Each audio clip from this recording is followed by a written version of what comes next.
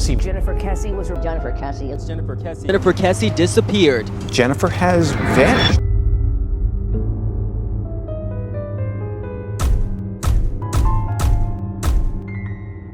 almost 20 years since Jennifer Kesse was reported missing in Orlando. On the morning of January 24th, 2006, a 24-year-old woman failed to arrive at work in Orlando, Florida. Within hours, her phone went silent. By the end of the day, her parents were driving across the state with a certainty they couldn't explain, but could not ignore. Jennifer Kesse did not miss work. She did not disappear without telling someone, and she did not take risks. Yet that morning, Jennifer Kesse vanished without leaving behind a single clear mistake. Jennifer was known for being organized, cautious, and predictable. She worked as a finance manager, lived alone, and followed strict routines. She spoke to her parents nearly every day. Friends described her as responsible to the point of being meticulous. Nothing about her personality suggested impulsive behavior. In late 2005, Jennifer purchased a condo at the Mosaic at Millenia complex in southwest Orlando. Parts of the complex were still under construction. Workers came and went daily. Jennifer had mentioned to family members that some of the workers made her uncomfortable. She avoided walking alone when possible. She trusted her instincts. On January 23, 2006, Jennifer returned home from a short vacation in St. Croix. That evening, she unpacked, prepared for work, and spoke to her parents. The conversation was normal. No fear, no stress, no mention of problems. The next morning, Jennifer followed her usual routine. Her shower had been used. Her clothes for work were laid out. Her condo showed no signs of disturbance. Sometime after 7:30 a.m., she left her apartment. That was the last confirmed moment anyone saw her alive. By late morning, Jennifer had not shown up to work. Calls to her phone went straight to voicemail. Her parents knew something was wrong immediately. Jennifer never failed to call if she was running late. They did not wait. They drove to her condo themselves. What they found was disturbing in its normality. Jennifer's car was gone. Her purse, phone, and keys were missing. But the condo was untouched. No forced entry. No overturned furniture. No sign of a struggle. It looked like Jennifer had stepped outside and never come back. Police initially considered the possibility of a voluntary disappearance. That theory collapsed quickly. Jennifer had just returned from vacation. She had plans. She left behind items she would never willingly abandon. 2 days later, the case changed dramatically. Jennifer's black Chevy Malibu was located less than a mile away at another apartment complex. Surveillance cameras had captured the person who parked it. What the footage showed would become one of the most infamous moments in modern missing person cases.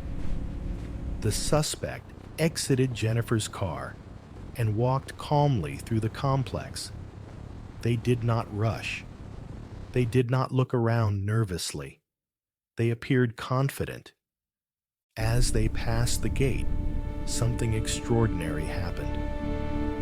For every single frame in which the suspect's face should have been visible, it was blocked by a vertical fence post. Every frame. Investigators later described it as a statistical nightmare, a coincidence so extreme that it bordered on the impossible. Despite hours of footage, the suspect's face was never captured. The person's height was estimated between 5 feet 3 inches and 5 feet 5 inches. Beyond that, nothing could be determined with certainty. Gender, race, and age remained debated to this day. But one thing was clear. Whoever returned Jennifer's car was not panicking. They knew where to put it. They knew how to avoid attention. And they did not expect to be caught. Investigators now faced a troubling question. How does a woman disappear in broad daylight in a populated area, without witnesses, without noise, and without evidence? The answer pointed inward. Police focused on Jennifer's immediate environment. The Mosaic complex had numerous construction workers. Some had access to master keys. Jennifer had previously expressed discomfort around them. Workers were interviewed extensively. Some left the country shortly after Jennifer disappeared. Others failed polygraph tests, but none could be conclusively linked to her disappearance. Attention then turned to Jennifer's personal relationships. Her ex-boyfriend was examined closely. He knew her routines. He had motive, opportunity, and proximity. Police questioned him thoroughly. He cooperated. He passed a polygraph. His alibi checked out. He was cleared. Once again, the investigation stalled. Investigators were left with a timeline that defied logic. Jennifer disappeared in daylight, in her own neighborhood, without resistance, without witnesses. Most abductions involve chaos. This one did not, which suggested something far more unsettling. Control. The absence of a struggle suggested Jennifer may not have perceived immediate danger, that she may have recognized the person who approached her, or at least did not fear them enough to resist. That possibility haunted the case, because if Jennifer knew the person who took her, then someone familiar had managed to erase her completely. As investigators revisited every detail of Jennifer's disappearance, one conclusion kept resurfacing. This was not a crime of impulse. Nothing about the timeline suggested panic, rage, or chaos. Whoever took Jennifer acted quickly, quietly, and with purpose. The most disturbing aspect was how clean the scene was. Jennifer disappeared during the morning commute hours when people were coming and going. Neighbors should have heard something. Someone should have seen something. Yet no one reported screams, arguments, or suspicious activity. That absence of noise mattered. Most forced abductions involve resistance. They leave behind broken items, signs of struggle, or at least witnesses who notice something unusual. None of that existed here, which reinforced a theory investigators struggled to fully articulate publicly. Jennifer may not have been forced. If she willingly approached or followed someone, even briefly, the entire disappearance becomes easier to explain. No struggle, no witnesses, no disruption. But that theory raises a more frightening question.